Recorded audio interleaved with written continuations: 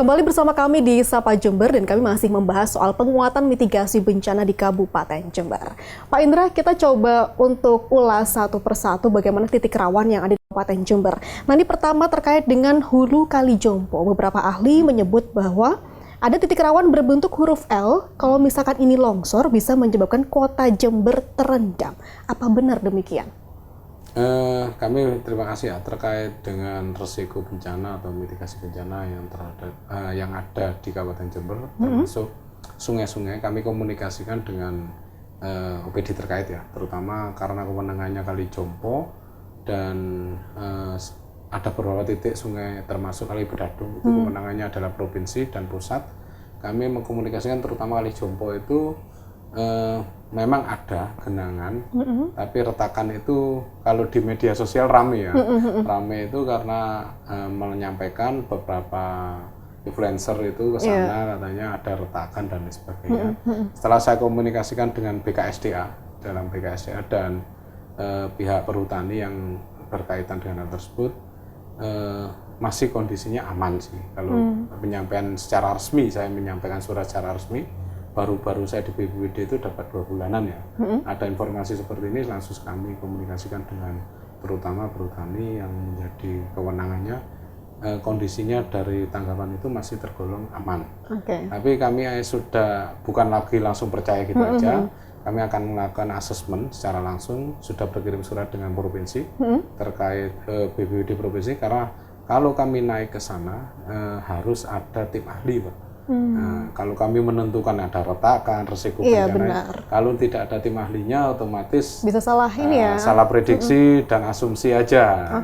Yang bisa menentukan ini sudah harus tindakannya apa dan tergolong bahaya atau tidak, itu adalah nanti tim ahli. Dan kami menunggu dari tim ahli karena curah hujan tinggi, jadi pendakian ke atas masih ditunda dulu, menunggu sampai cuaca bisa mendukung kami bisa menaik ke atas. Mudah-mudahan tidak seperti prediksi yang buruk. Iya, termasuk yang dimaksudnya ramai itu kan Danau Tanjung ya. Danau Tanjung yang alirannya ke Sungai Panti itu ya. Ya jangan sampai terjadi Panti 2 lah ini. Ini kami juga akan ke sana dan perjalanannya prediksi itu 3 bulan ke sana. Jadi kami akan mengasesmen itu tindakan apa yang harus dilakukan. Tapi dari BPBD provinsi menunggu waktu yang tepat dulu, karena kondisi cuaca banyak ekstrim, tidak ingin terjadi maunya baik tapi menjadi bencana bagi tim kami sendiri. Ya, benar. Karena keselamatan juga harus diutamakan ya Pak Indra.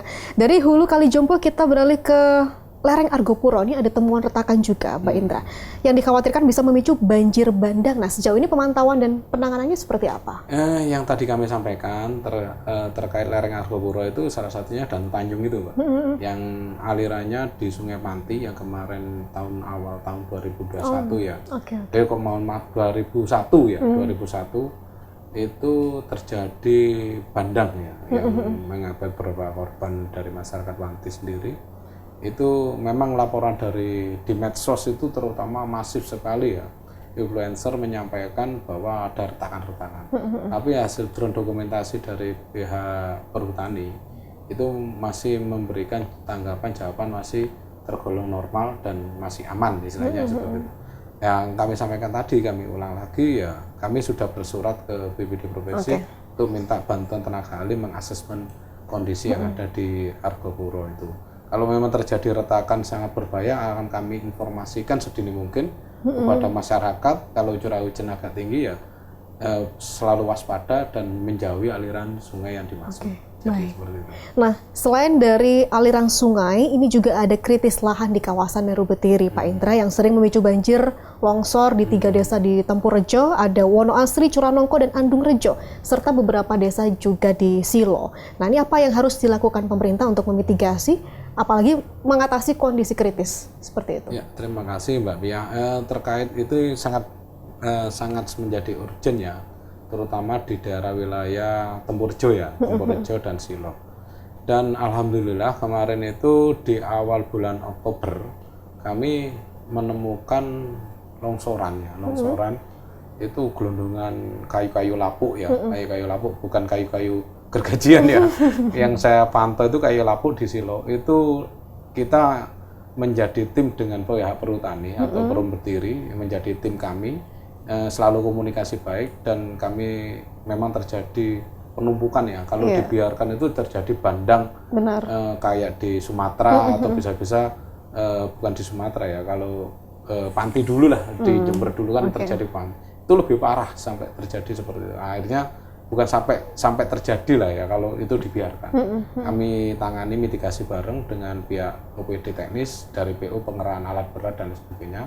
Kerja bakti dengan masyarakat sekitar situ untuk menyingkirkan kayu-kayu lapuk ya, bukan gelondongan. Kalau gelondongan nanti ini pembalakan liar ini arahnya ke sana. Nah, itu sudah kami lakukan. Jadi alhamdulillah. Tapi untuk yang di wilayah Temborejo memang desa Wonasri ya, itu menjadi langganan banjir kalau hujan agak tinggi. Sudah kami komunikasikan dengan pihak kecamatan maupun pihak desa, dan pihak desa menyampaikan ada beberapa hal yang harus diperbaiki, harus dilakukan terkait aliran sungai dari yang mengarah ke Wonasri dari desa sebelah, dari Curanongko dan sebagainya. Itu minta pendalaman atau pengerukan aliran sungai, dan kami komunikasikan dengan Perhutani dan pihak PTP ya di sana, menyediakan alat berat untuk, tapi kemarin butuh bronjong, Pak. Nah, bronjong kami sampaikan ke SDA provinsi karena itu kewenangan provinsi. Dan selama ini sampai detik ini bronjong masih belum tersedia. Tapi insya Allah kami akan mendapatkan bronjong dari BPD provinsi di bulan Desember ini. Insya Allah kami disuruh mengambil tadi. Tapi lagi-lagi ini soal alih fungsi hutan ya Pak ya, karena hutan jadi lahan pertanian, pertanian jadi lahan industri dan permukiman yang seringkali jadi pemicu banjir. Nah, hingga saat ini apakah belum ada regulasi yang cukup ketat untuk mengendalikan hal ini? Yang pasti kami sudah komunikasi dengan pihak Perhutani maupun dari PTP sendiri, karena alih fungsi hutan itu sebenarnya ada program dari pemerintah juga ya, yang memfungsikan lahan perhutani yang aman, istilahnya yang aman itu dari tingkat kemiringan dan kajian dari tingkat risiko bencananya itu diperbolehkan sebenarnya. Jadi bukan memberikan pada masyarakat, tapi memanfaatkan lahan pertanian sebagai untuk pertanian sebagian ya, tapi bukan pertanian yang seperti normal ya, tapi pertanian di perkebunan ya, saya perkebunan, baik itu alih fungsi ke penanaman kopi dan sebagainya. Tapi yang menjadi masalah memang masyarakat tidak memahami yang apa itu boleh atau dilarang. Nah, itu rata-rata mereka itu yang penting membuka lahan. Nah, sedangkan lahan keras, kayu keras itu sendiri terjadi biasanya bukan dicuri ya, bukan dipotong, tapi kadang ada sengajaan dibiarkan mati. Sengajaan ini yang menjadi permasalahan tersendiri dengan pihak Perhutani. Kami sampaikan dengan mitigasinya yaitu melakukan sosialisasi dan resikonya kepada masyarakat sekitar terutama.